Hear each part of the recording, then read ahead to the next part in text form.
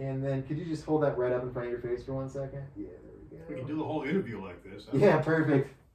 Conceal your identity.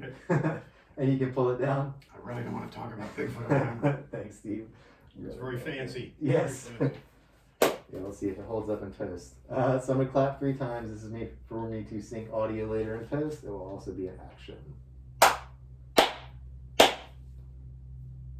let me just make sure this one is rolling sound. Okay, and I'm going to clap one more time.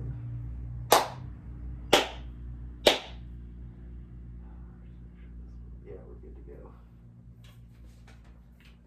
We just started re-recording. We're here with PBS doing a piece on the museum and the Bigfoot sightings in the area. Yeah. Okay. Wait, got my cheat sheet here. We're good. Perfect. So just to preface you, I'm going to be looking back and forth at these screens the whole time. I'm gonna try to. Yeah, and I'll actually try to get right there with you. Don't think I'm not paying attention to what you're saying. No, I'm used to it. Okay, cool. I'm just making sure that we're rolling. And I'm going to move just a little bit more. You want to move that table a little bit? Yeah, I think. Let's see if I can just get right here. I might pull this back a touch if that's. Yeah, whatever okay. you gotta move. Thank you. It's a cluttered little place. We got so much awesome stuff packed in. All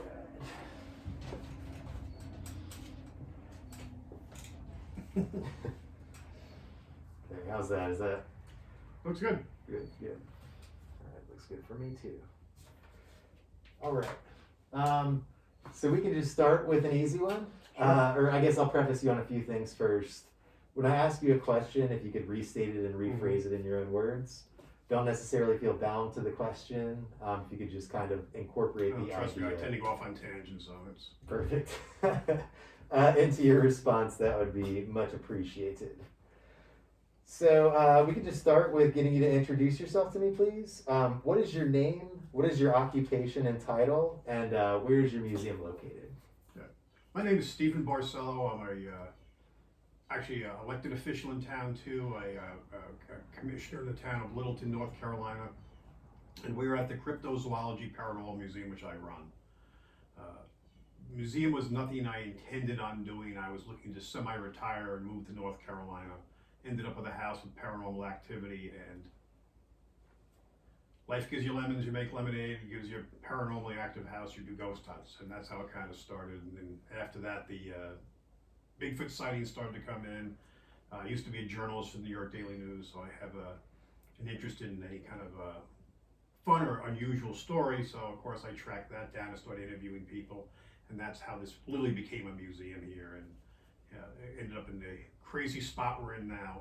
But it's been beneficial for the town. It's actually brought a lot of media attention in. Obviously, having you guys here today, PBS, and we've had a lot of other media outlets come through and all the local stuff, and it's been a win-win for the town and the stuff around. Beautiful. What is the Cryptozoology and Paranormal Museum?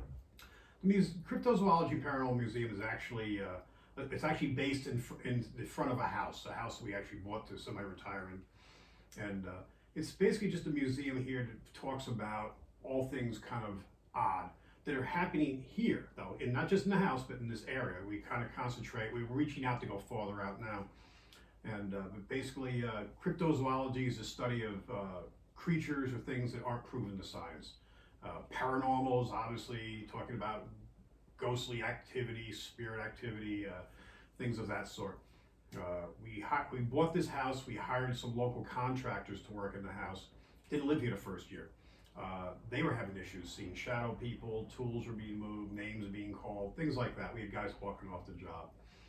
I've had an interest in the paranormal. I've done a couple of documentaries on it with the New York Daily News, and I had an interest even before that. And so we kind of just took advantage of it. Again, my wife's not into the paranormal. If we knew the house was active, she never would let me buy the place. But we already bought it. We got it dirt cheap. And it's a money pit. The house needs a lot of work. It's a big old house. The house is at least 1850s. We don't know the exact date on the house. We know in 1895 the house was spun to face Mosby Avenue. And so it has an underground stream in the basement, a hidden room in the second floor. It's an unusual house. We know it was a boarding house at one time, rumored to be a bordello. So we're still trying to put the history together. But that's how the museum started. And, like I said, this was, I can't even say an afterthought. I mean, it was really no thought of us doing this at all. I mean, it was just, next thing you know, we started doing ghost tours, and then people were coming into the house. It was just a living room. Then I started putting out some of the oddities I've collected along the way. I had a couple of copies of Bigfoot prints I put out after we heard about some of the stories. After we started doing the interviews, then we actually got to the point where I was actually actively going out and investigating and reenacting things that people told us, at least with the newer stories. And it's kind of taken off from there. So, you kind of covered this a little bit, but we'll just go back into it. If you could just tell me a bit about yourself, how'd you begin researching these topics, and what interests you about these subjects? I've always had an interest in the paranormal. I guess it was something that I got into it late in life. Now, it's my background being in videography and photography. Anyone in the business knows lens flare. They can, the normal anomalies you pick up, dust floating in the air and stuff. But I started getting some unusual stuff. We started dabbling. I used to travel up down the East Coast, do computer shows on weekends, selling shareware, show at all time. And I used to drag my oldest daughter, Holly, with me. And we stopped at Gettysburg on the way back, and of course, Gettysburg, Boston, places like that. Always Savannah have these ghost tours. And we mess around with that. We got a little bit more into it, and then started buying equipment. Next thing you know, I'm the nut on Long Island, the local radio stations calling in to tell the story of the haunted lighthouse and stuff. But it was always a fun, light thing to do on the side. Working for the New York Daily News, I was at a Christmas party in Manhattan, and someone comes up to me. I was up the bar where I belong, and says, "I just mentioned to the boss that you're into the paranormal." It's like, why would you tell her that? So anyway, talking to my boss, and she was interested in why I didn't, hadn't met and brought this up, and we ended up talking. And she said, "Why don't we do something with this?" So that's when I was getting paid to be able to travel and go out and do these sort of things. So now I'm, if you're a ghost hunter, for the most part, what you're doing is either doing organized ghost hunts or you're trespassing. So now I was able to actually call places and say, "Listen, this is Steve Barcelo, New York Daily News. I'm interested in doing a documentary on your haunted location." And basically, the response usually is like, "When do you want to come?" More than happy to get you. They understand the marketing value and the free publicity. And that's how it kind of started out. And then, like I said, the first one we did was Speaking to Ghosts in Smithville, New Jersey. And that one did well. It was actually number one on the Daily News webpage for 4 days straight. They came back to me and said, "What else do you have?" And I said, "How about Bigfoot in Whitehall, New York?" And they kind of like shook their heads like, "We would say no, but you seem to know what you're doing." And we actually went and did that. So. Perfect. So what is cryptozoology, and what are some of North Carolina's most famous and well-known cryptids? Cryptozoology is, like I said, is the study of creatures not proven to science, like, Bigfoot, Jersey Devil, Mothman, things of that sort. The things we've grown up with are like, those of us who are a little bit older had the globes and the pictures. You'd see these whales coming up, the whalers, and they had these large tentacled creatures on them. Well, it turns out these giant squid do exist. We didn't know back then. So some things get proven that are real. They aren't just fantasies and stories. Other things, are proved not to be real. The jackalope. Hate to ruin everybody's dreams on that, but that's not a real creature. Or the fur-bearing fish. But what was the second part of that? I totally forgot. No worries. I'll be cutting all this together too really tight. Mm-hmm. Can I get you to restate that one more time without saying, like I said in the beginning? So if you could just say, what is cryptozoology, and what are some of North Carolina's most well-known cryptids? Cryptozoology is a study of creatures not proven to science. Some of the creatures that are known in North Carolina here are obviously Bigfoot. Bougie is a name they use here. The Halawasaponi tribe down the road refer to them as Midnight Howler, Catamount, Boogeyman. And some of these sightings have been as recent as, months ago. I mean, it's amazing what walks in the door here. And but there's a lot of different things here. North Carolina, too, is known for a lot of spook lights, as I was referred to. The Brown Mountain lights, the Macon light, things like that. A lot of times it's seen on railroad tracks where this light just appears. It's even captured on camera. And it will actually comes towards you, all of a sudden it's gone, you turn around, it's behind you. That's a common thing. Brown Mountain lights, many people have gone there and seen that. There's all different theories about it. But North Carolina is full of legends and all these other things. We've had many people report this large giant bird, almost humanoid looking thing, but with a wingspan of 8 to 10 feet. And that's, we actually got quite a few of those sightings for a while. We have now, COVID's come, so of course everything's changed. We'll see now with the everything opening back up and people actually leaving their homes, what comes back out to us. But we got quite a few sightings. We have a database online for people to report things too. But North Carolina is fascinating. There's just so many folklore and so many stories here, and there's a lot of great history in this state. Beautiful. That was great. I tend to go off on. No, that's exactly what I want. You're authentic, and I love, where your mind is going. Perfect. So who or what is Bigfoot? Bigfoot, we're not sure exactly what it is. Now, we have a lot of folks that come in here to feel they're interdimensional, or that they can blink in, blink out, or they're tied to UFOs. Basically it's sort of like the aliens' pet, or they've planted them here, they've come from other planets, across the board. I mean, I run a cryptozoology museum, I get everything. Personally, I lean more towards the fact that these things are flesh and blood. We get witnesses, and some of the best witnesses we have are folks who weren't looking for Bigfoot. As people go out to throw something in the garbage can in the backyard, they see this huge creature in the backyard, and they're horrified. We have a woman a block behind us, Tiffany Merrill, January the 8th, 2016. She was so horrified after seeing this creature, she actually pulled her daughter out of school and moved away by week 2. Her mother called me, and I actually got an interview with her that morning of the sighting, and she was scared to death. Her boyfriend wouldn't even talk to me. We don't know exactly what it is. We're still trying to pinpoint it, but like I said, the stories go back here that I know of, well over 100 years, and then up to recent time. Now, they obviously move in family groups. They have to come from somewhere, so you end up from small prints to large prints.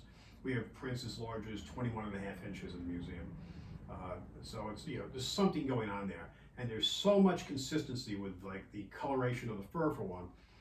In this area, they tend to be dark, generally, basically jet black, 6 to 8 inches long, kind of wavy hair. People who don't know anything about it, like one of the gentlemen that came in, Jesse Walker, had a sighting about a year ago, and we were still closed for COVID. I'm a town commissioner, like I said, so everything comes to my front door. I hear my dogs bark. We rescue, so I got way too many dogs. I go outside, there's Jesse in the front yard, and he's crying. So I go, Jesse, what is the matter? He says, I saw Bigfoot. So I bring him in. I'm thinking, he's that kind of guy has a sense of humor. Going to pull my leg. He's involved with the churches. He was a local school teacher in Roanoke Rapids. I think he's in his 80s now. He sits down, and I interview him, film him on my phone, and he literally cries through the interview. He was that rattled and shaken up. He was horrified. This is just one of many. Ebony Bird having a sighting right across the street from the museum. She's parked ready to head up towards, I was out of town that day. I was up at Hungry Mother State Park, heading up to the post office. So once again, another daytime sighting. Jesse's was 1 o'clock in the afternoon. This was roughly 4:30. She's trying to make the post office. And she's looking down the road, waiting for traffic to go by to make the turn, and sees this thing walk out of the cemetery behind back on Moore Street. And that's the same area, right across, within a couple of thousand feet of where Tiffany Merrill had her sighting. And there's too many consistencies, and there's really no benefit in someone coming forward and saying they saw Bigfoot. Definitely no financial benefit. We run the museum, there's barely any financial benefit here. But for them to come forward, it's, you get the trolls, you get ridiculed. That's why a lot of people that do come through, we've had deputy sheriffs, state troopers come through who've had sightings. Needless to say, do not want their names or their faces on camera. But it's just, there's something going on. I've had a recent interview come through, and the guy was just kind of being very negative and looking to, try to, pop the balloon of the Bigfoot sightings. And I was trying to explain to him, said, the bottom line is, you have so many people coming through, and the consistencies are there. And these are people who are not like-minded. People don't know each other, all walks of life. But now they have a place where they can come and say, listen, I saw something, and we can talk to them. It's just been a crazy the amount of evidence that's walked in and the amount of stories. And then, like I said, we have stories that go back 80, 90 years too. Perfect.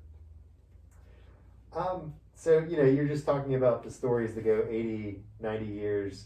Just in all of folklore, since the beginning of time.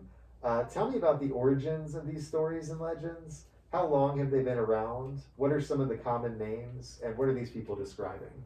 Especially on the Bigfoot side, these legends go back, like I said, for quite a ways. You've got it, like, as far as I know in this area, well, at least comfortably 100 years. I'm sure it goes back farther than that. One of the stories that came out in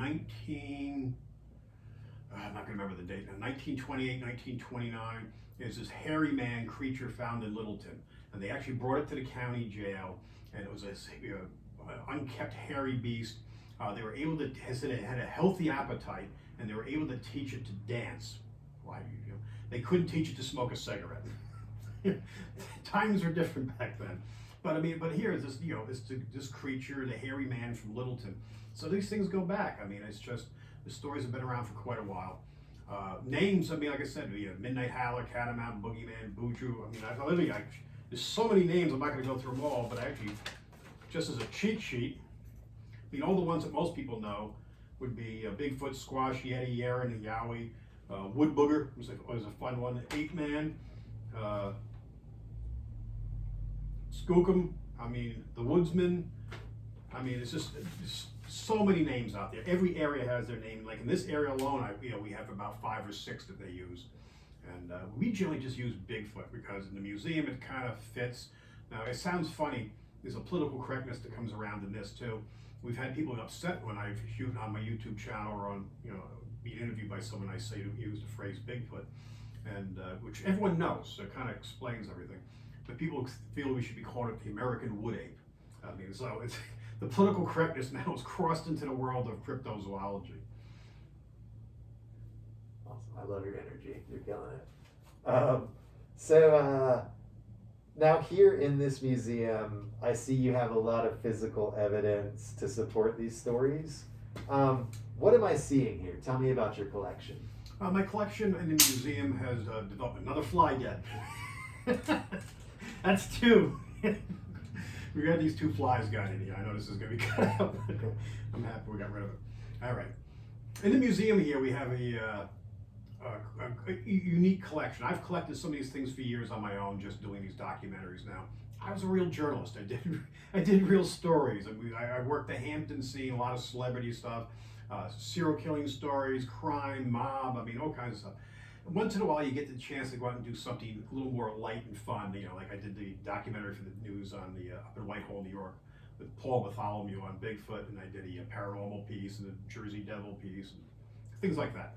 So anyway, along the way, you tend to collect things because you have an interest in this or find it unique and stuff. And so I come down here. I'm not looking to do this. But once I ended up with a house with paranormal activity, and I find out we're in Bigfoot Central, all these sightings are around from old to brand new sightings, I took advantage of it, and the collection has grown. Now we seem to have people bringing us stuff. We have things dropped off on the doorstep. I mean, one day we drive up and there's this weird clown hanging on the front door. It's like, what the heck is that? No note, you have no story behind it, don't know. Someone didn't want it and left it here. I've had people come to me, the monkey head, monkey skull. Someone brought me that. He bought it in the Philippines when he was a younger man, wanted to get rid of it. He felt ever since he got it, it was cursed. He was told you can't just throw it away, you need to gift it to somebody. And he came into the museum and asked me if I would take this thing. And I said, sure. And I forget about it. A lot of stuff's offered to us and we never see it again. And so this guy, I come home, there's a box here. It's not my normal Amazon box by the porch. I open it up going, what the hell is this? I pull this thing out and it's this weird monkey skull that this guy got. And he put a letter in there explaining it all to us, and that's on display here. So we get all kinds of things. We have a casket, we have a haunted hay crane, we have a lot of dolls. I have more dolls sent to me. Of course, this area here, this room here for the cryptic stuff, we have a lot of prints, and pretty much all the prints behind glass I've cast. These are me following up on sightings, doing interviews, so almost every one of these has a YouTube channel or video associated with it. And other people have found it. So the nice thing I like about that, if I came to Littleton, it was always you that saw the sightings. After I get skeptical, how come this is the only guy who's seen stuff? Well, in this case, I'm just the journalist telling the story. I do follow up, I do investigate, and I do go out with people, but I don't even like going out by myself because I'd rather have someone else, I'm filming them and watch them do they get the finds. But we have all these different people that have come through. Like I said, from all walks of life, from, police officers, elected officials, to on down the line. It's been an interesting ride. I mean, I'm surprised how many people now, and the longer we've been open, the more comfortable people are to come forward and talk to us. I've had people now who in the beginning gave us a hard time, said, I know I gave you a hard time about talking about Bigfoot, you make us look like we're crazy, but I have to tell you, I think I saw something once. And that's a common thing that happens these days. Could you expand a little bit on these prints and the hair and, kind of the cast process? It looks Sure. like, you have a lot of variety. Squishing your. Yeah, that works. Make sure the sound's still out. I didn't shut anything off. Yeah, you're golden. All right, let me talk to you a little bit about the casts here.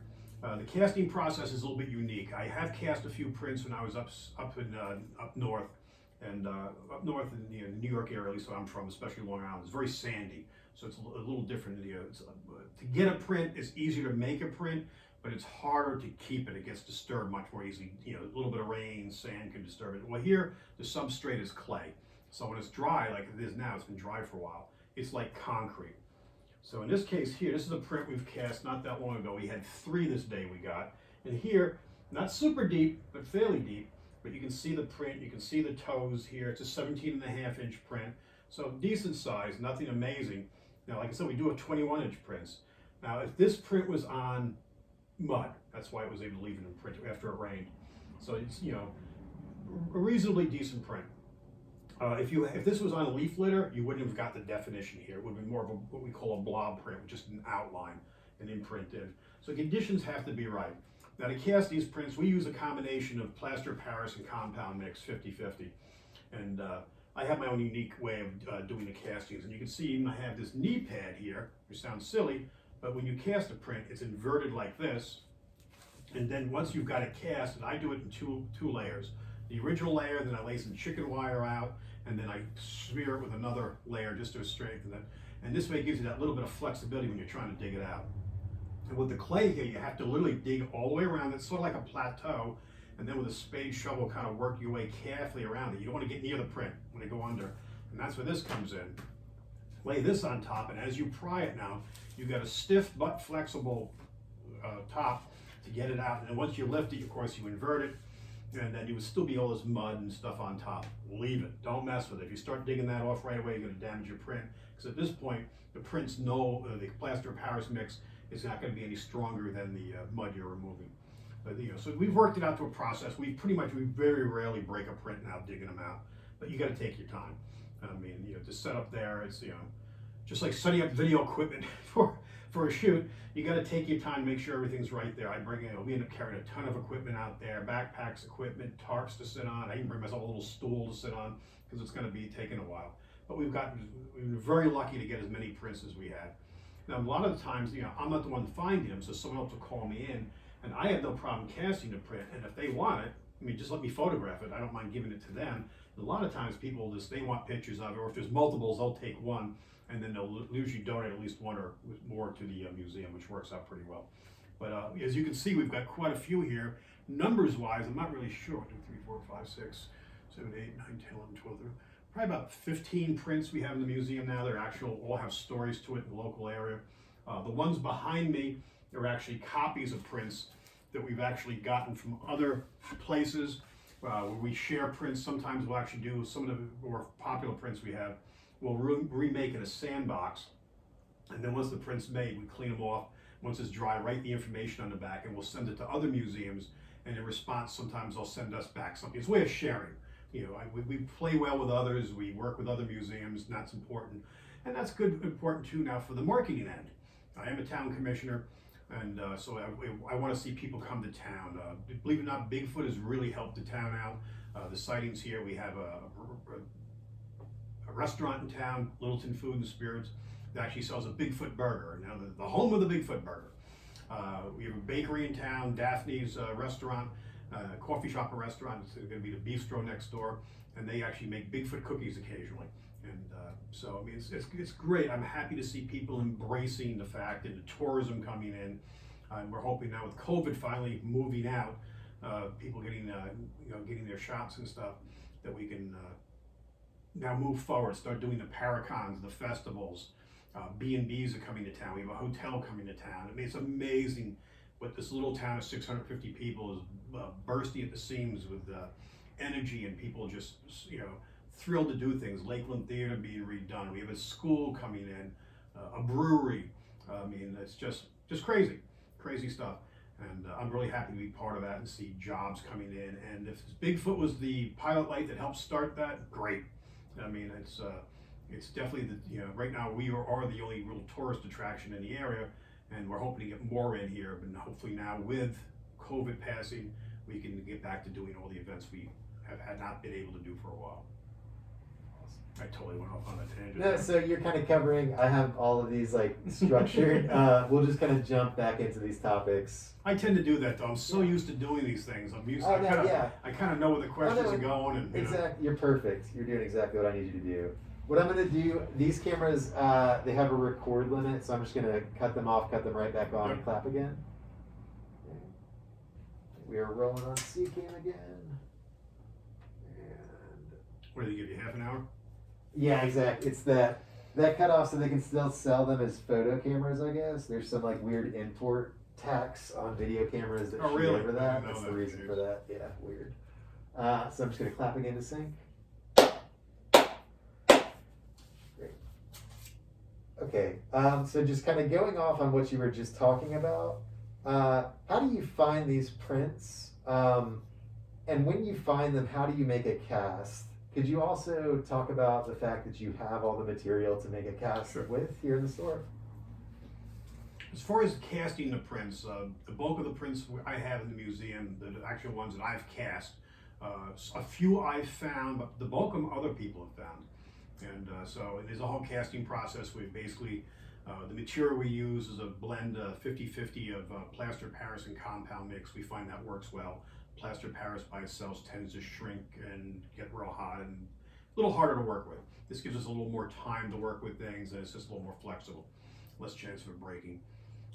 We actually sell the material in the museum. We have Bigfoot go bags, we have evidence kits, tweezers, evidence bags themselves. We make sure everyone has a tape measure in there. All the basic stuff you need. The knee pad, which is good for your knees, plus like the process of doing a print, like this one here, you can actually use it as a way to extract the print, lay it on top, and it enables you to invert it, flip it, and then safely get it out and carry it out of the woods or the area you're in there. The prints here, like I said, most of them people have called us. It's a story, or they'll send me a photo, and that's a common thing, just getting a text message. I just saw this in such and such a spot. And, sometimes it's a park, a state park. Other times it's private property where someone's seen this, so I have to get the okay to get out there.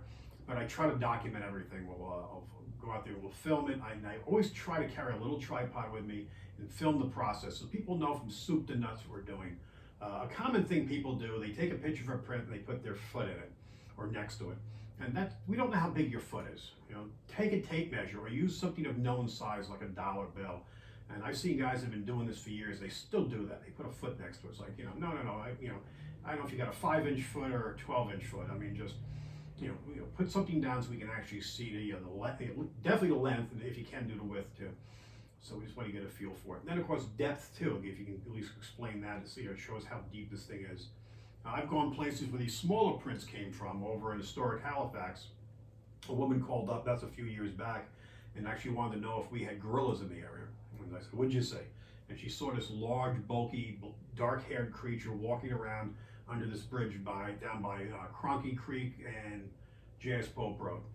And she basically went back home, told her family about it. They went back, the creature was gone, but they could see these prints. I went down the next day, wasn't able to get there right away, and thank God it was no rain, and I was able to cast the prints. Now, I'm no lightweight, I'm 260-some pounds, and this thing, I'm out there in my work shoes, and I'm barely going a 1/4 inch into the soil here. This thing was going a good 2.5, 3 inches deep. And plus, there was all naked feet. There's all this debris out there. There was a broken toilet thrown off the bridge and all this other stuff. So it's not a place you're going to say, like, gee, I feel like taking my shoes off and walking around, especially whatever this was came out of the stream, which is near farms. So who knows what parasites and stuff are in the water there, too. So it was very strange. But once again now, those are not big prints. This thing was, they estimated to be somewhere about 6 feet tall. and which she was looking down too, which is not your best vantage point to try to figure it out. But that's another issue. As soon as we get a print that's not like monstrous, not huge. So yes, the first thing people write is like, I have an uncle with really big feet. Well, was he wearing naked, with no shoes and walking around in this park? I mean, it's too many consistencies here. We've gotten so many sightings and so much stuff coming through. And I mean, if you go to our YouTube channel, you'll see we have, really good interviews. I mean, people who've just been horrified that have seen something.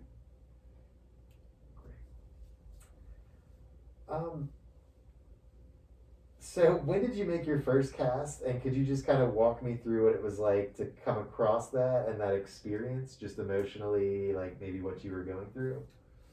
My first cast was actually cast down here. I've messed around with trying to cast some prints up north, and I never came across a really good print that I would say was a Bigfoot print, to be honest with you. I did one documentary for the Daily News. That was up in Whitehall, New York. I walked around with Paul Bartholomew. We had no luck. We didn't find anything. I was up there that weekend. Had 2 days, that little window of opportunity, hoping to get something. And but we didn't get anything up there. It was a great interview. I enjoyed talking with all the people up there that were witnesses. Most of those stories were fairly older. They weren't as recent. I come down here, and like I said, there's all these sightings. So one of the first prints I got was actually Tiffany Merrill's backyard. Not a great print.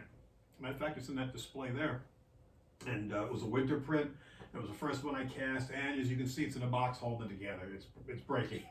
I didn't know what I was doing. I had no clue. And you learn the hard way. And but it was exciting to get something and see something there. So you learn. It's a process. So now I've done videos showing how we've learned how to do it. We've got a really good process down. It's a matter of carrying the material with you. I mean, it's like, and we use, like I said, a process of compound mix, plaster of Paris, some chicken wire, and obviously, depending on how much water you add to it, is how long it's going to take to set up out there. The wetter, you can make a nice strong print, but you're going to be sitting there for hours waiting for that to set up. So I kind of do a mediocre one. The first layer I put in is a little bit more wet, and then I lay the chicken wire in for strength. And then the next one I do a drier mix, which helps draw some of the moisture out of the first batch. And it sets up. Usually within 20 minutes, 25 minutes, we can start pulling a print out, depending on weather conditions too, how humid it is. But I was very thrilled to get my first print, but I'm happy. I'm much happier now because I know the process, and I kind of know, knowing what you're doing makes life a lot easier. Perfect. So, I don't think you covered this. We'll get into this right now. Tell me a little bit about Meedok Mountain State Park. Why is this happening here, in your opinion? And also, could you just tell me about how beautiful and scenic it is, how vast the wilderness, and why Bigfoot would want to live somewhere like that? This area around here is a gorgeous area. We're literally about 8 miles below the Virginia border. We're in the town of Littleton, but it's the county of Halifax. We have Lake Gaston right above us, beautiful lake, man-made lake, but beautiful. And then below us, about 12.5 miles, is Meedok Mountain State Park, which we're lucky to have. Now, you see us do a lot of stuff on Meedok. The reason we go there, it's a hotbed for sightings. Now, I'm not saying there's sightings all around. Of course there are, but there's private property, there's hunters out there. We're trying to make sure we're not bringing people on we don't want people trespassing. We don't want people getting hurt. The park is gorgeous. It's very well maintained. If you just want to go take a nice hike, it's amazing place to go. We're very, very, very lucky to have that right here. But the whole area is kind of untouched, which is nice, especially I'm coming from up north, especially Long Island. It's been bulldozed over multiple times, and our history is still here. We still have the old, the property, the buildings here, and why they in this area, I do not know. I would have to speculate because it's still virgin. I mean, the only thing that changes here is there's a lot of logging. And it's kind of funny, the loggers you would think be the ones that see something, but it's not. It's the guys that come in that have seen stuff out there that report it to us are the ones that go out into virgin territory, primarily the surveyors, just determining property lines and where they're going to cut a road in and things like that. And you talk to these guys, almost all of them carry a gun out there and want to be safe. And we've had multiple people who do that for a living come in and tell us about the things they've seen and heard and been freaked out there. Awesome. And we'll just wait for 1 second, just for audio. Well, they're starting in. One starts, they all start. Oh no. It was really good. They're good. Yeah, they're great. I've been very impressed, actually. So yeah, on that same line of thought, you did this a little bit earlier, but if you could just describe Littleton to me, its quaint aesthetic, local history, haunted hotspots, and unique charm. How does this fit into what you guys are doing here, and what makes this area special in your mind? Littleton itself has great history, and it's kind of funny. Our house here, where the museum is, used to face Warren Street, and the house was spun in 1895 to face Mosby Avenue. Just up the road, we have Lakeland Theater on Mosby, and on Warren Street, we have Person's Ordinary. That's the old stagecoach stop. That was the first stop coming out of Halifax. That was licensed by King George II, 1739. So we've got this really cool history here. The downtown moved and built up when the trains came in on North and South Main. The tracks have come and gone. Of course, areas like this were, it killed a lot of these little small towns when I-95 and I-85 were built, because then that's all the interstate travel went there, and the trains, less stuff being moved on the trains, and these little tiny towns that were living off that. But it's a great town. Thank God this town's kept the bulk of its history. A lot of towns have just torn things down. This town's, because of, thank God, the Lakeland Theater too, we have this artsy community, which is really good. It's important to have that, and that's another building's being saved in town, being renovated. So this had the right mix here. One of the things I liked about Littleton was 787 feet above sea level. After coming from Long Island, New York, and Hurricane Sandy, I was done with being near the water. So, it just kind of was a fit for me. I got the house dirt cheap, wasn't looking for a paranormally active house, but that's what we got. And I just love this town. And so, you get into a town like this, and we could see the value here. There was so much that could be done with this town. I'm not even talking like rebuilding or anything, just saving, using the resources that are here. All the buildings were pretty much closed up on Main Street, all these empty stores. Now it's just the opposite. You can't even buy a building on Main Street now. Everything's been bought up and sold. And I like the fact too, we're getting fancy stuff in here. Nice shops, brewery, wine shop, all this other stuff. It's just been kind of crazy. My wife's yelling. Yeah, no worries. You yelling isn't helping. Wasn't sure if that was something back there or something. So just, very basically, the haunted hotspots here. Could you tell me a little bit about your close proximity to, say, the theater, to a couple of these areas that you guys do the ghost tours on? We won't get too specifically, but just broad strokes. Yeah, most of them are not doing much in any of these days, unfortunately. The ghost tours themselves, obviously, we live here, so we don't want to bring people through the house, obviously, our home, and museum's just in front of the place. We started off with Lakeland Theater, actually doing some ghost tours there, but that's under renovation. The whole place being totally renovated. Like I said, down the road is Person's Ordinary. That's run by the Women's Club. We used to do ghost tours there, but COVID came. That ain't happening. Another place that's a hotbed is, we actually had the most active place is the Dollhouse down the road, owned by Reeve Reed. And we were getting in there. It's not big, but it's incredible activity there. We had things move, people touch, doors opening. We believe the spirit of her son, Ronald, is there. And we've actually seen a typical 18-year-old boy, likes the young women. We see young ladies' hair get lifted and stuff. One of my interns here, it was a common thing with her. So right now, because of COVID, everything's, we're not doing any of this stuff right now. And it's going to take a while to get everyone comfortable to start doing that again.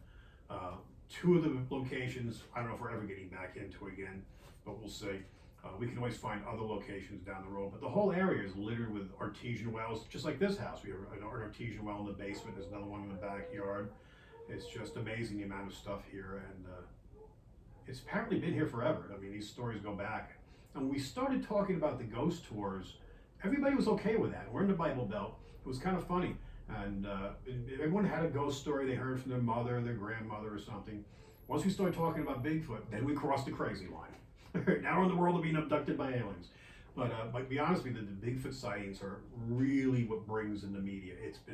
It's the, everyone's got ghost tours. Not everybody, very, very few places have Bigfoot stories, let alone stuff happening right now. And like even some of the stuff I've done and research I've done is stories happen, the last sighting was in like the 70s or, even farther back. But here we've got stuff happening, within the last couple of months. Perfect. Trying to do it around the dog howling out. Yeah. Someone's probably out there, probably George. Yeah, I figure, right. Waiting to be interviewed. That could be, that I thought your wife's voice could have been in there. I thought maybe that howl is something else. You don't know. But and just broad strokes again. Can someone come here and purchase a Bigfoot hunting kit or a ghost hunting kit and explore these destinations on their own? Could you tell me how you equip your visitors with an investigative tool set? We do the ghost tours here. We actually bring you into haunted locations and give you K2 meters, millimeters. We actually supply equipment. So it's real ghost hunting. It's not just a walk-in tour. We do sell equipment. We actually make some of our own ghost meters here, which I just got components in. We can start doing that again. It's been a crazy year. We actually sell equipment for people to go out Bigfooting, backpacks. We actually have a whole basic kit with a shovel, a knee pad, tape measure, evidence bags, the material to cast the prints. And then, of course, you can buy whatever else you need, but tweezers, the whole bit, look for hair and things of that sort. And so if you come in here, we'll give you a map, we'll show you the most recent stuff is, especially on the Bigfoot end. You can go down to the park and you can have your backpack on, and if you're lucky enough to come across the print, you have the stuff. The only thing we don't give you is water. We advise everyone, go out and spend $3, buy a case of water. And this way, you don't want to carry too much with you. It gets pretty heavy, but have some to hydrate, and then you have an X amount to cast your prints and then wash off, because once you get done casting your print, you're going to be a mess. And but people love it. I mean, it's something unique. We're doing something that no one else in the area is doing, and it's been a huge draw. Excellent. Keep it a little bit shorter. Oh yeah, no, you're super succinct, and we're just covering kind of what you've already talked about, and that's why I just say broad strokes. So tell me what a visitor can expect to experience here from the moment they walk in the door. Describe your full collection. Oh, we'll just wait for the dogs for a second. The things you sell, the tours you offer, and maybe even mention your annual conventions. Pretend that I've never been here, and maybe I have no sight or something. Like, what am I seeing? What am I feeling? What am I experiencing? What do you offer? If you come to Littleton and come to visit the Cryptozoology Paranormal Museum, basically we have 3 separate rooms here. None of them are very big, but one's set up more for Bigfoot, the Bigfoot prints and the information there. The far room is paranormal stuff, haunted items, dolls, casket, creepy stuff, a little bit of the alien stuff too. We're trying to get more into the ufology stuff. And then the other side is actually a place you can sit and watch videos. Now we do have a TV in the Paranormal Room that runs a loop, but then we have the stuff in the main room where we actually play all these different videos and you can catch up on stuff. You can ask questions, you can engage, we encourage people to take pictures, people get things into photos, and that's kind of what you're going to get when you come to Littleton and you come to visit the museum. And then of course we give you information on places to go in the area so you can go out and do your own investigating and check things out on your own. Great. And could you just mention the paracons a little bit in the Bigfoot in the Park? Occasionally we do these things. Don't even worry about mentioning COVID, but we've had Bigfoot in the Park, we've had paracons. We like to bring in people from all over the country who are interested in these kinds of things. Around the globe. And do you? Yeah, that's cool. Good. Yeah. I might have to reframe a little bit, but I think you should. I think I can go back where we were. My butt only fits one spot. Oh, cool. Yeah, that's great. That's great. As far as doing events here, we do a Bigfoot Festival. We usually do it once a year, and a Paracon once a year. We're going to try to get those going again. They obviously haven't happened for 1 year, but we're going to start doing some smaller events, and we're trying to move to another location so we can actually have events in-house. Basically, I just want to show you, this is a globe from people from other countries that used to come to the museum. This is the kind of drawer we used to have. We're hoping to get back to that, get people coming in. We're truly a tourist attraction. We get people from other states, other countries. We're very unique what we do. Very few places do this. Paranormal's everywhere. Cryptozoology, not so much, especially with the Bigfoot sightings being as recent as they are. Bigfoot in the Park, we usually do at Meedok Mountain State Park. It's an outdoor event. we usually don't have big names, celebrities like people have shows on Travel Channel stuff, because it's a very casual event. But we take people on a hike, we have food vendors, the whole bit, and we'll do some demonstrations, even casting demonstrations, and of course a raffle. The Paracons, we do raffle stuff, but there we have, that we have to charge because we actually are paying some of these guys to fly in. So we get airfare, we have to pay them for their daily fee, hotel rooms, the whole bit. But that's unique too because no one's doing that in this area. So we bring people to come in, they stay in the hotels in the area, and we'll probably get to the part where we do a multi-day event. One of the things we're looking into do too is where you do like a special event where you come in the night before and you get to sit down with some of these people and actually have like, break bread, have dinner or whatever it's going to be, some basic fare. They can have like a meet and greet. And then the next day, these people will be at their tables selling their books and their CDs for the movies and TV shows. And you can get an autograph with them and stuff. And then when it's their turn, they go up on the stage and they do their presentation. Then the next person comes up, and then we take some breaks. And then of course, in the beginning, we let the locals tell their stories. I'll get up and talk briefly. And then we keep all the heavy hitters towards the end of the day. And it's been super popular. People have loved it. It's just been something unique for the area. And I just can't wait to get it going again. We're hoping to be starting that in the next few months. Excellent. By the time this comes out. Yeah. And that's what I'm saying. That's a little plug. Yeah. And if you just want to say too, just very basically, a couple times a year we try to have events. We do something called Bigfoot in the Park. We do Paracons. Yeah, I'll do that too. So we'll talk about the Meta Zoo. Okay. And we'll get into that in just a second, but just very basically, like 1 or 2 sentences. We have events a couple times a year. One's called Bigfoot in the Park. Sometimes we do Paracon, and then I'll just intro that. Cool. A couple of times a year, we'll actually have the Paracons, and we do the Bigfoot Festival. Actually, we want to do multiples of those, but those will be things we do once or twice a year each event. Great. So it seems like this town is embracing this. Is it true that you can get a Bigfoot burger, a Bigfoot coffee, a Bigfoot pastry here after a long day of searching for the legendary dude? Yeah, after you come to Littleton and go doing some Bigfooting in the park, you want to come and get something to drink. We have Daphne's Coffee Shop, it has a bakery in it. They have Bigfoot cookies, not all the time, but a good part of the time. They actually have some today. Then we have Littleton Food and Spirit where you can get a Bigfoot burger. It's a big, giant burger there. And so you can always chow down. The town is embracing things here. We have a B&B that has a Bigfoot room and a paranormal room. So more and more people are jumping forward and jumping on the bandwagon. We hope this just keeps on moving forward like that. Is there real Bigfoot meat in the Bigfoot burger? There's no real Bigfoot meat in the Bigfoot burger. It's just a beef burger, but we're hoping to get them something. We'd like to see if they can burn a Bigfoot print or something on the bun at some point. We haven't got to that point yet. We're going to try. Everybody's starting it now. Yeah, and we're pretty much, just a couple more and we're good. We're at the very end of this. So walk me through a Bigfoot search. What do y'all do? Like, what would the average person experience? And are you going to have a good time regardless if you find Bigfoot or not?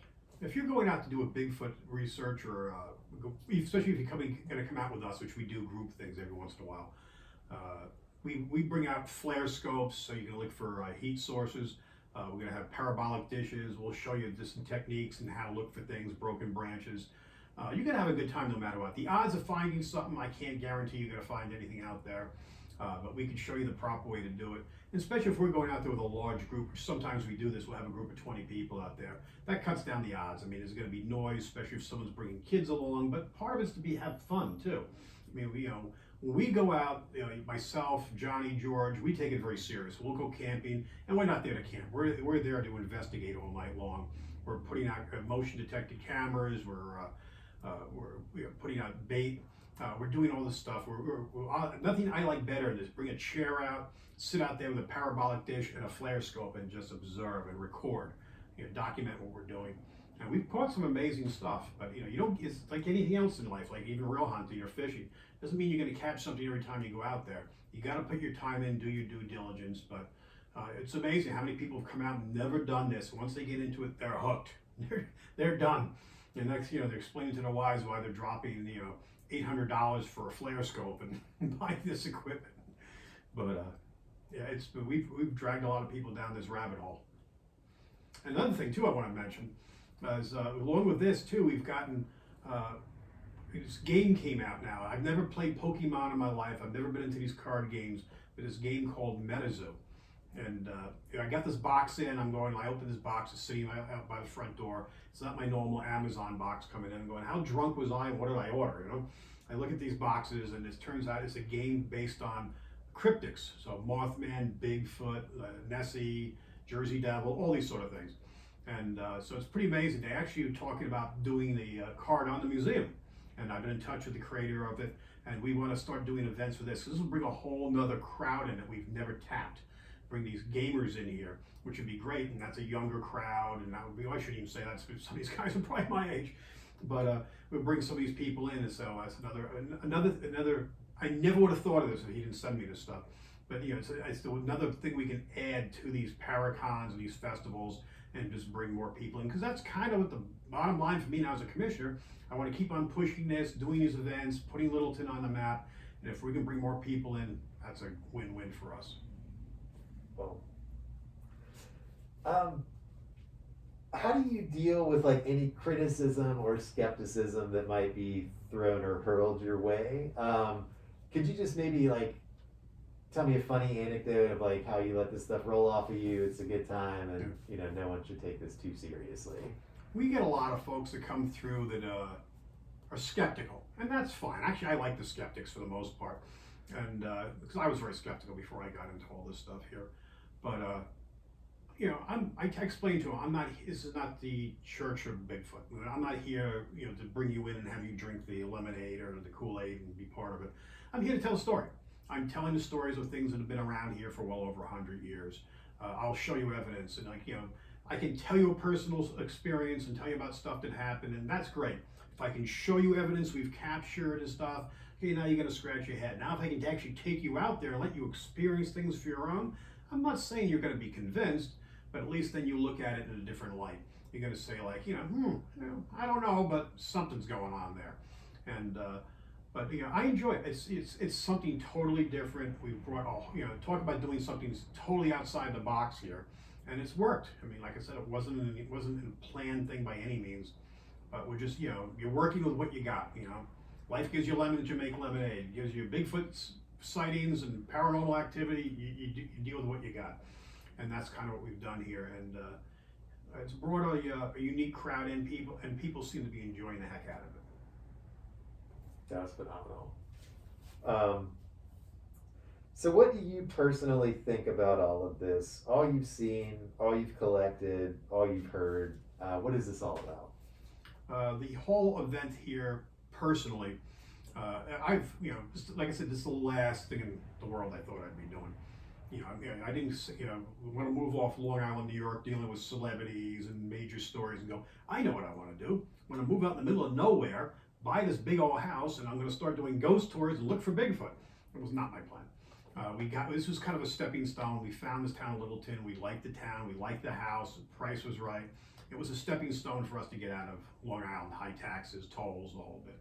And so we bought the house. We did live here the first year, like I said, and that's when things started happening. Next thing you know, we had contractors here, and they started doing work on the house. They were seeing shadow people, tools were moving, and next thing you know, we're doing ghost tours, and then the Bigfoot sightings came through.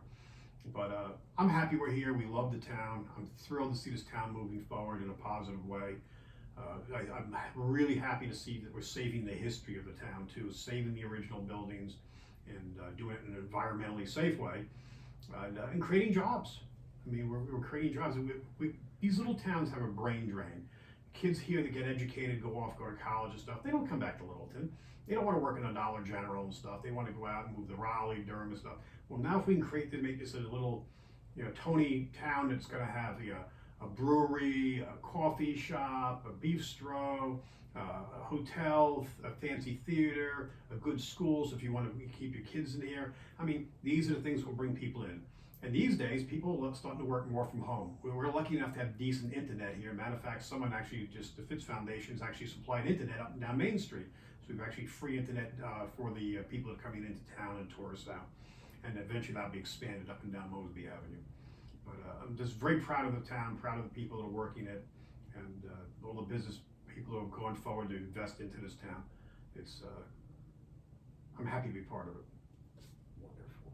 I'm just gonna roll record one more time. Sorry, we're not quite at 30 minutes. I just don't want it to cut off in one of these last questions. Okay, and rolling again for take 3. After. Surprised the dogs still bark when you do that. Yeah, they know me. Yeah, We're cool now. Yeah. Become one with the dogs. Yes. So just on that last line, just going back to like everything that you were just talking about, what it means to you, what it means to the town, why it's special and important. Why is it important to maintain a sense of wonder in life? And why should we always try to explore the world with wide eyes and an open mind? What is the moral of this story? I could basically say the moral of this story is you can always reinvent yourself. I mean, this was not my intent to do what I'm doing now, but I'm doing it and I'm enjoying it, and it's been beneficial for the town and beneficial for what's happening here, and helping moving things forward. I become the tourist part of this little town, and hopefully we'll have more and more stuff come in to do other things, just for people to come into town that's unique and different. And where before I think it was pretty much Lakeland Theater, but they were kind of working pretty much for the locals here. Now it's really what's going on there now is going to be huge. It's going to be major stuff. But I'm just thrilled to see the town move forward, and I'm happy to be part of this thing. I guess the moral of the story is don't give up. Just here I'm 63 years old. I would never expect to be doing, talking to PBS about Bigfoot and the paranormal, but here I am, and I've had media outlets coming in, and I don't mind being the face of the entertainment part of this town to do things like that. I'm just very happy to see things moving forward. And just a little bit more generally speaking, like walking in Meedok Mountain State Park with like a sense of purpose, like exploring areas with like a goal, like having that like fun activity to be a part of. Could you just talk about kind of like the sense of wonder that like this hobby has like cultivated, and then like the museum is a direct result of that openness or like fun exploratory value? Part of what we do with the museum is getting people out to Meedok Mountain State Park. We give out maps to pretty much everyone that comes through, especially if they're staying here any time at all. And we mark out areas where we've had recent activity. It's a good, healthy thing. We're getting people out where they can go out and actually getting exercise. You're hiking if you don't, you're not even thinking you're hiking because you're busy looking and walking around. And it's been a good thing for the, once again, doing a tie-in, like we like to do tie-ins with other museums. We're doing a tie-in with a park. Like I said, we do events down there. Bigfoot in the Park's one of the events we do there. But to get people out and the adventure and the wonder of it, get kids off their electronic devices. Let's get out there and walk and be one with nature. And you get your head out of the clouds when you're sitting there with your phones, and we're all guilty of that these days. And, it's been a great thing. If you're going to take your phone with you, take pictures, videotape. Go out there. Record and document what's going on out there. I've gone out there some days, we've had no activity, nothing as far as, but we'll go out there and there's a million different mushrooms. I couldn't believe these colors of these gorgeous mushrooms. I wouldn't have any clue which ones you could eat or not, and wouldn't even try. But it was just, I was literally found myself stopping, going, blue mushrooms, orange mushrooms. Just the strangest things in the world. We were so lucky to have all this in our backyard, and go out and explore and take advantage of it. It's a great way to get your mind clear and just, feel good about yourself and the world, especially these days. You knocked that out of the park. That was awesome. So, last couple questions, like literally last two. I promise. Sure. I know I've been saying that. So what is life all about to you? Like, what drives you? What excites you? What keeps you coming in here every day? Are you doing this to get rich, or are you doing it for another reason? Am I doing this museum or anything like that for financial gain? I wish. No, actually right now, especially coming back out of the COVID, I'm actually supporting the museum again. and that's fine. I mean, if it benefits the town, we're bringing people in. I enjoy it. I enjoy meeting people, talking to people from all likes of parts of the world, people with different careers.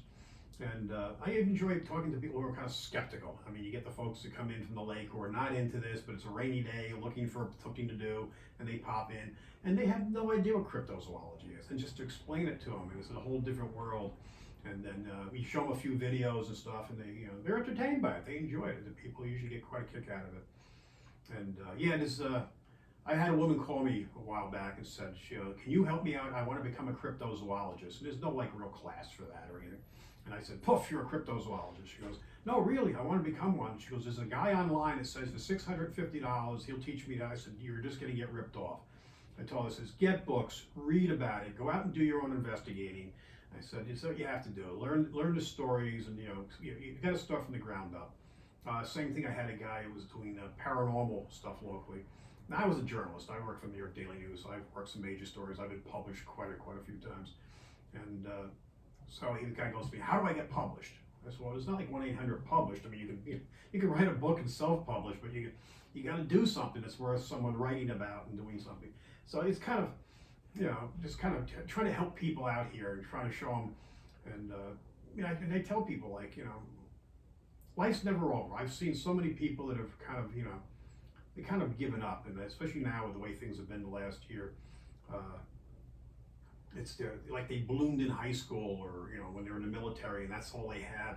Like, life goes on. You can always do things. I mean, you can always reinvent yourself. There's always something to do there. Think outside the box. Go do something crazy, and doesn't work, move on. It's not, just because something doesn't work out, it's fine. It's not a sign like you're a failure. Just that one thing didn't work. Try something else, or try a different version of it. Like in this case, this was not even something I was going like, I know what I'm going to do. It just kind of happened, and it's working now. I wanted to travel. I wanted to go see parts. I work 7 days a week for the New York Daily News. I wanted to get out there and actually see America, see Route 66, things I haven't been to. And what do? I create a museum that's 7 days a week, and then I end up running for office down here, which doesn't pay. But I'm happy doing that. I'm seeing this town benefit from these things. So now I'm working this back, probably more hours than I did for the Daily News, and I can make it a dime.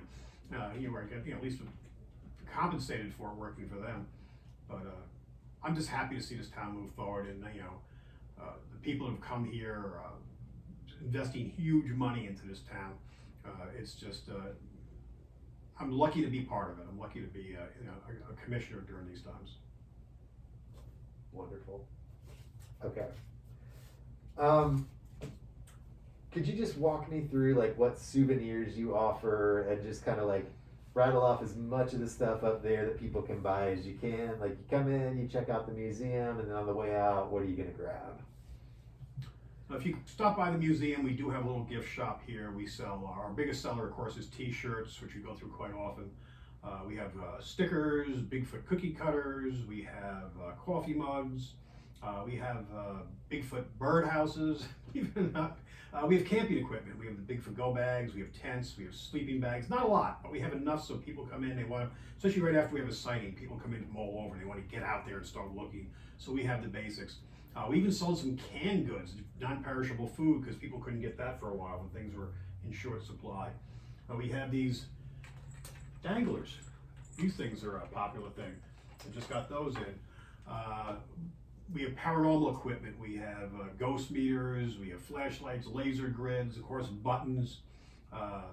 We have pendulums. Pendulums are a big seller here.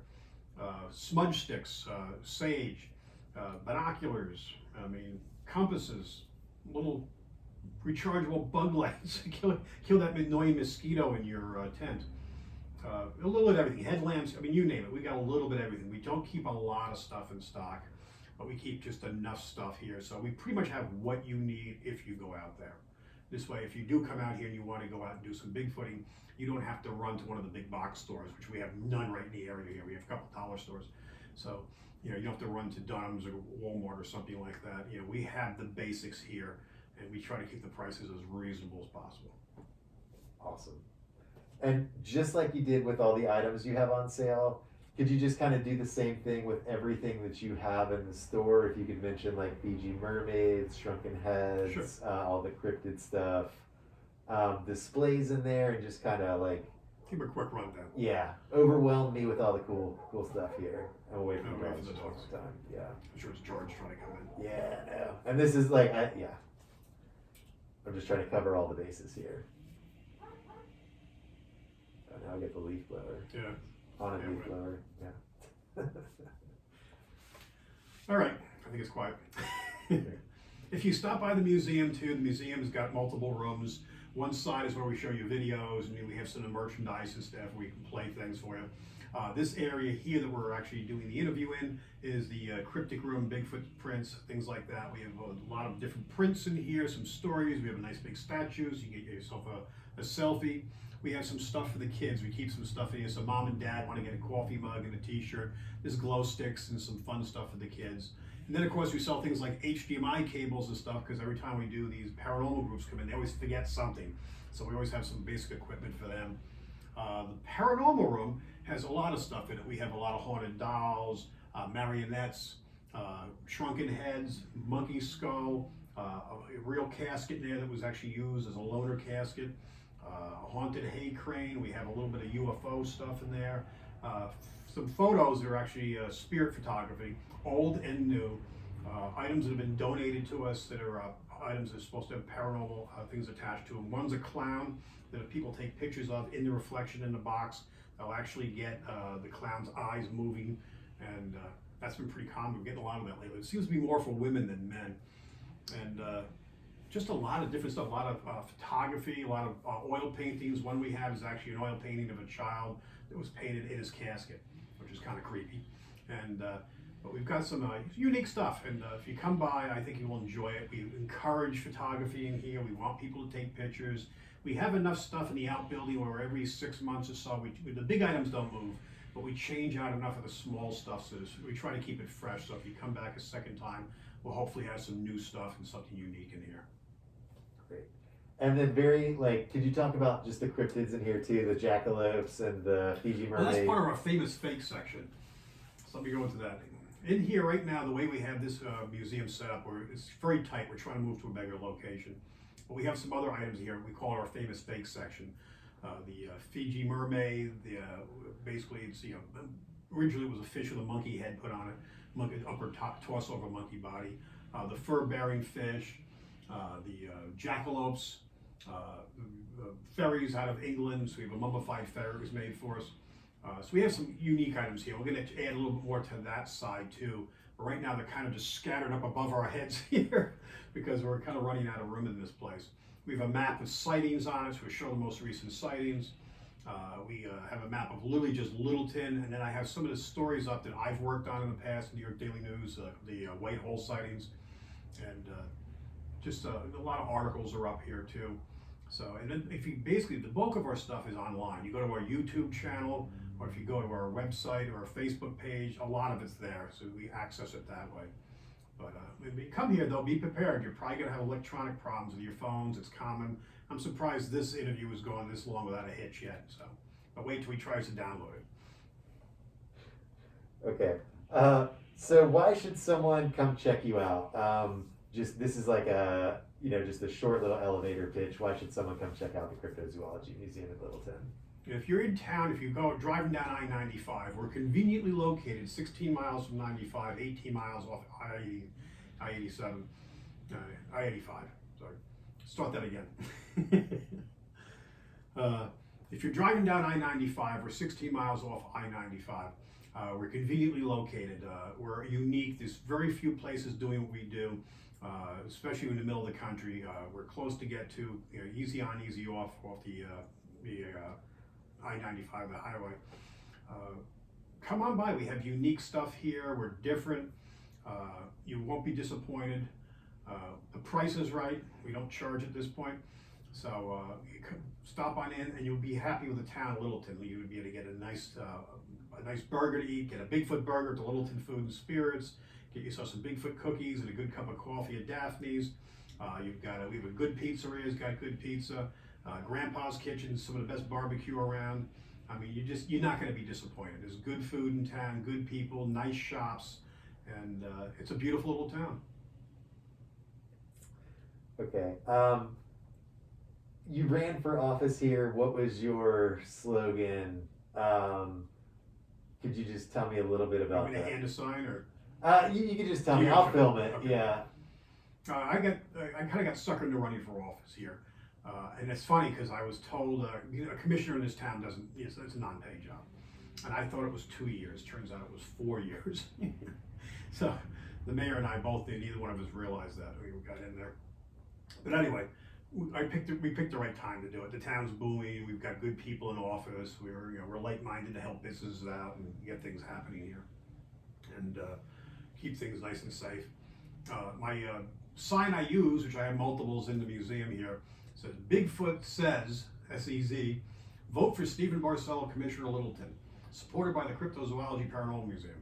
So it was just kind of having fun with the fact that we have the museum, kind of let people know who I am. And a lot of people in town just refer to me as Bigfoot. So I got the tag name. But yeah, I've never been elected official before, and it was another thing I had no intention of doing. And it's something I think almost everyone should do at some point in life. If you run some kind of position, you'd be amazed how much there is to run a small town, even a town of 650 people. Managing a budget. I mean, you just basically 90% what I do. I'm doing a lot of mowing now because I'm trying to keep up and help my employees out. But I mow the cemetery. How apropos is that? But a lot of what I'm doing is, as a commissioner, you're putting out fires. You're responding to people who have questions, and you very rarely get someone call you to say, "What a great job you did on doing such and such there." It's usually just the opposite. When someone's calling, they're complaining. It's something they see, and it's usually what's right in front of their house. And that's human nature. There's nothing wrong with that. And it's kind of what you have to do. You have to keep on top of things. But I think anyone who runs for office now, you wake up and you realize how much there is to it, how much work there is, how hard it is just to maintain, like picking up leaves in town, keeping a cemetery mowed, how much weed whacking there is, the sewer plant, how much work there is to maintain a sewer plant and keep things going.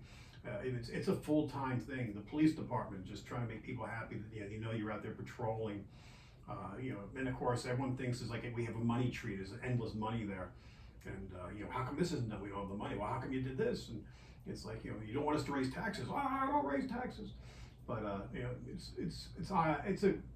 it was definitely eye-awakening for me to see how much work there is, and I guess you can say it's rewarding. That'd be kind of a stretch, but I take pride in it. I take it very seriously, and I'm not sure if I'm going to run again. But time will see.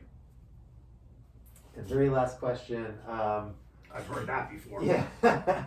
In this whole interview, kind of in reflecting on everything that we've talked about, is there anything that we haven't touched on that you think someone watching this should know? This is just your chance to speak from the heart. Yeah. If you get a chance to get off the main roads, to get off I-95, hit the mom and pop shops, shop local, hit these little places around here. I've been doing that for years. You're trying to get from point A to point B. I've been going from New York, where I live, down to Florida, and you're just trying to get there. And that's kind of human nature, what we do. And you have the same places, the commercial places along the road. If you get a chance, spend an extra day, hit some old road, Route 1, just take that along the road, or 301 or something like that. And just get on some of the old roads, see the old towns, the old mom and pop places. You'll be amazed. It is gorgeous little towns out there. There's a whole other world just around the corner that we generally don't see. And I've learned to slow down. I'm living in a small town in North Carolina, coming out of New York, working out in New York City too, and Long Island. I've learned just to turn it down, slow down. You get online, waiting for that cup of coffee. I'm in a rush, like what's taking so long? What am I worried about? I'm gonna get that coffee, go sit in the car and drink it. It takes a couple more minutes, it's no big deal. You just slow down, smell the flowers, as they say, enjoy life. And if you can do something, leave a mark behind that's beneficial or at least entertaining, that's fun too. Awesome. And very last thing, I promise, it just came up in my mind. Could you mention all the media outlets that have been here? Just Well, I Travel purposely Channel. didn't do that before. I don't know if your people would be upset by that. I know. I think like it adds to the draw. So if you're just like MTV, Travel Channel, multiple news outlets, been written up in this paper, that paper, and then what the future has in store for you if you could connect those two. I mean, that's still filming. We've been very lucky here in the museum because of the uniqueness of what we're doing and some of the amazing evidence we've had. People seeing things and stuff we've been lucky enough to capture. That we've been on MTV, Travel Channel, NPR, Our State Magazine multiple times. Tar Heel Traveler, who's something more the locals would know down here, who does these kind of fun pieces. All the local magazines, newspapers, Daily Herald, local newspapers have been very good to us. They've done multiple articles. Matter of fact, one of the reporters I think is definitely become incredibly interested in the sightings, the Bigfoot sightings here, and actually being out there with us and seeing some of this stuff firsthand. It's been great. I mean, it's publicity you can't. I mean, it's free publicity. I mean, who else is getting this kind of media play around here? Nobody. And it's thanks to Bigfoot. As silly as that sounds. These Bigfoot sightings have been here, but now we're talking about it, we're being open about it, and I think we need to go even more forward. I'll be happy when there's a Bigfoot on the water tower. Awesome, dude. Anything else you want to say before we wrap? The thing to think of. Cool. You killed it. Oh, here it is, looking for my remote. Yeah, right on. All right, I'm going to stop you guys now. Cool. If this See remote ya. even Thanks for being with us.